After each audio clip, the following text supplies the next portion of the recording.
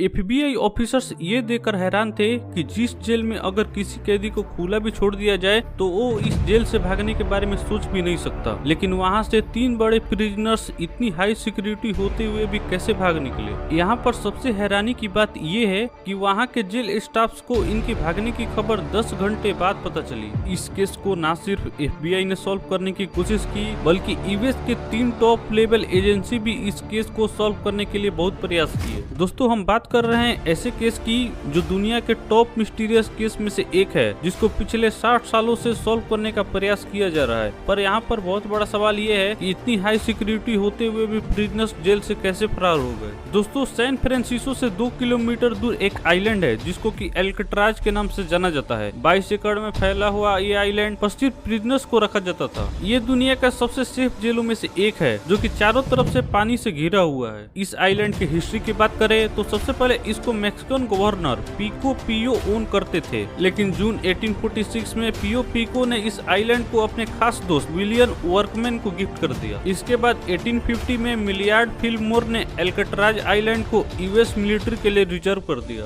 पहले ये पूरा आइलैंड एक मिलिट्री बेस हुआ करता था। बाद में इस आइलैंड पर 1910 में $2.5 लाख खर्च करके यहाँ पर एक जेल बनाया गया, जहाँ पर मोस्ट वांटेड क्रिमिनल्स को रखा जाता था। इस जेल में दुनिया का most powerful security system metaphor का यूज किया गया है, जो कि इसको इम्पेनेट्रेबल सिक्योरिटी सिस्टम बनाता है। इस जेल और आइलैंड को प्रोटेक्ट करने के लिए रडार और पावरफुल सीसीटीवी कैमरा भी लगाए गए हैं और यहाँ पर 24/7 आर्म्ड सोल्जर्स निगरानी करते रहते हैं। चूँकि यह आइलैंड पैसिफिक ओशियन में पड़ता है, इसलिए यह आइलैंड चारों तरफ से तेज हवाएं और ऊंचे ऊंचे समुद्रों के लहरों से घिरा हुआ है। इन सभी चीजों को देखते हुए इस जेल को फेडरल प्रिजन डिक्लेयर कर दिया गया। अगर यहाँ पर कोई एक बार आ जाए तो यहाँ से बच निकलना असंभव है। लेकिन 11 जून 1962 को 3 प्रिजनर्स यहाँ के सिक्योरिटी सिस्टम को चकमा देकर बड़ी आसानी से फरार हो जाते हैं और जेल स्टाफ को भनक तक नहीं लगती। इस कहानी की शुरुआत 4 लोगों से होती है जब इनको इस प्रिजन में बंद किया जाता है। इन सभी में से जॉन एंजेलिन और क्लियरेस एंजेलिन आपस में भाई हैं, जिनको बैंक रॉबरी के केस में जेल भेजा गया है। और ये है फ्रैंक मोरिस, जो बचपन से ही एल्कट्राज के जेलों में बंद है और इसको भी रॉबरी के मामले में बंद किया गया है। और अंत में बचा एलन वेस्ट, जो कि कई जेलों से भागने की कोशिश कर चुका है, इसीलिए इसे भी मैक्सिमम सिक्योरिटी के लिए एल्कट्राज के जेलों में बंद किया गया है। इन सभी में से एलन वेस्ट काफी सालों से एल्कट्राज के जेलों में बंद था, इसीलिए उसे जेल के हर एक चीज के बारे में अच्छी तरह मालूम था। सबसे पहले भागने का प्लान एलन वेस्ट ने 1960 में बनाया।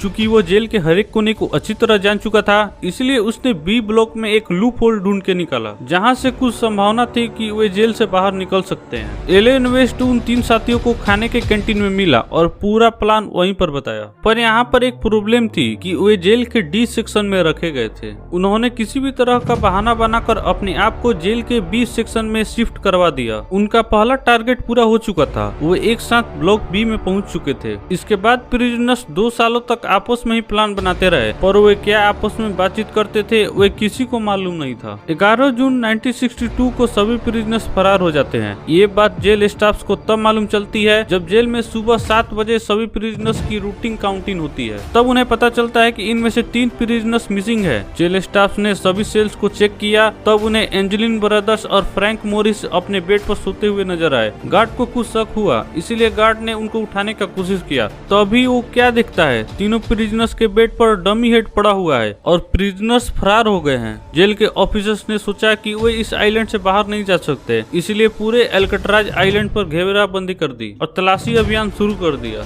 लेकिन उनका कहीं भी नामो निशान नहीं मिल सका। सभी के दिमाग में एक ही सवाल चल रहा था कि इतनी हाई सिक्योरिटी होते हुए भी 3 प्रिजनर्स आखिर कैसे भाग गए। उन चारों में से एलन वेस्ट, जिसका कि सारा प्लान था, वो जेल से नहीं भागा था। पुलिस और एफबीआई ने मिलकर इन्वेस्टिगेशन किया, तब उन्हें पता चला कि सभी सेल्स में से 4 सेल्स ऐसे हैं जिनमें एक छोटा सा वेंट बना हुआ है। उसमें से 3 वेंट एंजेलिन ब्रदर्स और फ्रैंक मोरिस की थी, जो जेल से फरार हो गए थे, और चौथा वेंट एलन वेस्ट का था, जो किसी कारणवश वेंट से नहीं निकल पाया और जेल में ही फंस गया। एलन वेस्ट अब पूरी तरह फंस चुका था और अब उसके पास एक ही रास्ता था कि वो सारा चीज सच बता दे। एलन ने ऑफिसर्स को बताया कि सारा प्लान उसी का था। उन्होंने डमी हेड्स को सो प्लास्टर और कंक्रीट की मदद से बनाया था और उस पर जो बाल लगे हुए हैं उसको उन्होंने उन्होंने जेल में हेयर कट के दौरान चुराया था। चारों सेल्स के बैक वॉल पर एक छोटा सा 5x9 इंच का एक होल था और एलन वेस्ट पहले से ही जेल के मेंटेनेंस में काम कर चुका था, इसीलिए उसे इस होल के बारे में अच्छी तरह मालूम था। उसे पता था कि जेल की दीवारें 6 इंच मोटी है और इसको तोड़कर एक वेंट बनाया जा सकता है। पिछले 6 महीनों से चारों प्रिजनर्स ने हर रोज वॉल को थोड़ा थोड़ा तोड़कर एक छोटा सा वेंट का निर्माण कर दिया और इसके लिए वे कैंटीन से लाए हुए छुरी चम्मच के मदद से ये काम करते थे।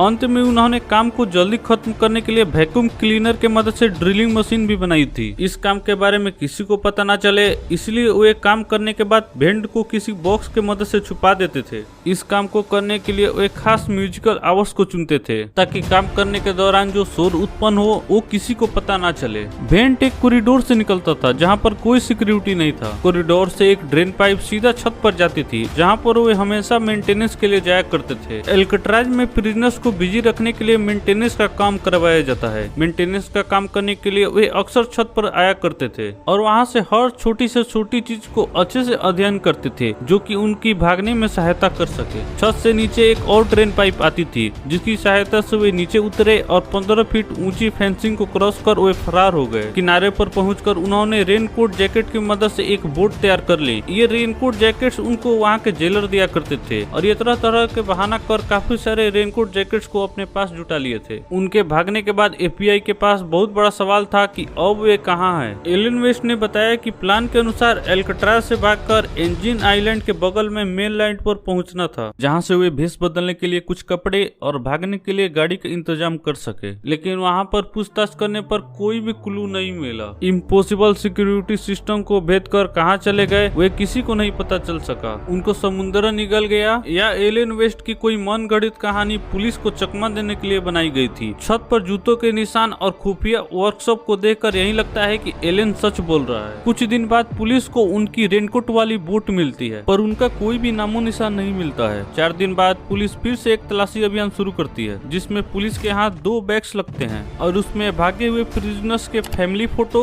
और कुछ लेटर्स रहते हैं। इतना जरूरी चीज कोई ऐसे ही नहीं छोड़ सकता, इसलिए पुलिस ने समझा कि वे समुद्र में डूब गए हैं। पर सवाल ये था कि कोई भी डेड बॉडी 3 दिन के बाद ऊपर फ्लोट करने लगती है पर उनका कोई भी बॉडी नहीं मिल सका। 15 साल बाद कजन ब्रदर ने एंजेलिन ब्रदर्स को ब्राजील के क्लब में देखा। उसके बाद उनको किसी ने भी नहीं देखा। एस्केप के बाद अगले ही साल एल्कट्राज को बंद कर दिया गया और 1979 में आखिरकार हार मानकर FBI ने इस केस को क्लोज कर दिया। अब ये केस सिर्फ US मार्शल सर्विस में ही चालू है जहाँ पर ये केस को हमेशा के लिए ओपन रखा गया है। एल्कट्राज की घटना के बाद US के कई जेलों में ऐसी घटना हुई जिसके बाद US गवर्नमेंट ने जेल की सिक्योरिटी को और इम्प्रूव किया। आज के समय में एल्कट्राज आइलैंड टूरिस्ट के लिए एक बहुत ही बड़ा हब बन चुका है जहाँ पर बहुत मात्रा में टूरिस्ट घूमने आते हैं। अनएस्केपेबल प्रिजन से वो लोग कैसे भागे ये अभी तक मिस्ट्री है। आई होप कि आज का वीडियो आपको पसंद आया। वीडियो पसंद आए तो लाइक कर देना, चैनल को सब्सक्राइब कर देना। तब तक के लिए जय हिंद जय भारत।